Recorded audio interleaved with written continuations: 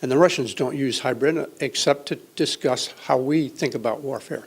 They call it new generation warfare. There are 9 elements of new generation warfare, which are not sequential. They can occur any way, anytime, in any pattern.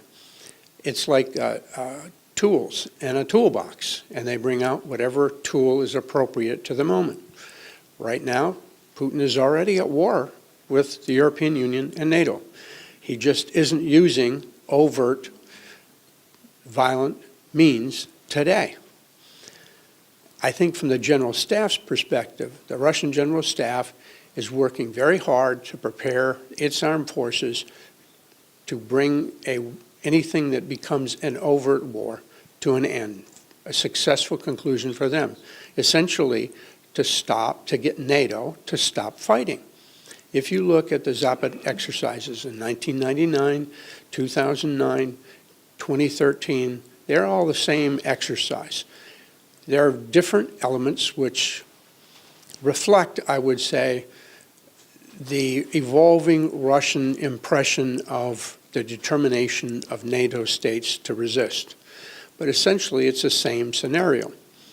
I think we will see in the 2017 Zapad exercise a change, because the Russians have already changed their force posture. They've created the First Guards Tank Army. That was a result of the decisions that were taken in Wales and in Warsaw during the NATO summits. First of all, with regard to Ukraine, we need to remember what they are actually contributing to our security. When Russia first attacked Ukraine, Ukraine was able to produce about 10 battalion tactical groups. Today, they have 66 battalion tactical groups led by very competent officers, equipped rather well now. So Ukraine actually is being the shield for Europe. They are containing Russia.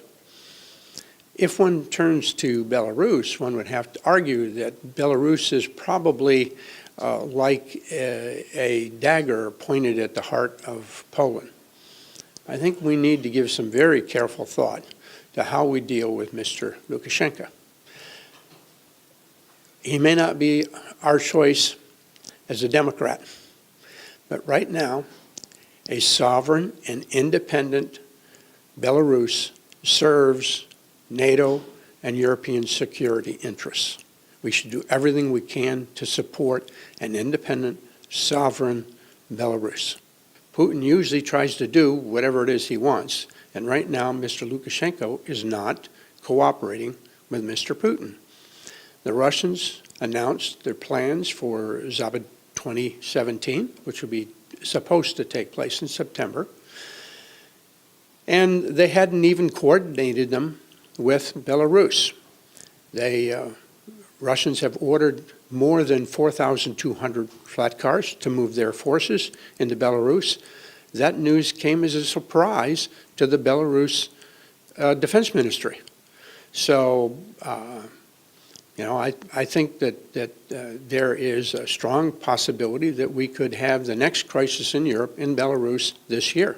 I'm not predicting that. I'm just saying that we should be prepared for that in advance and do everything we can to deter aggression against Belarus.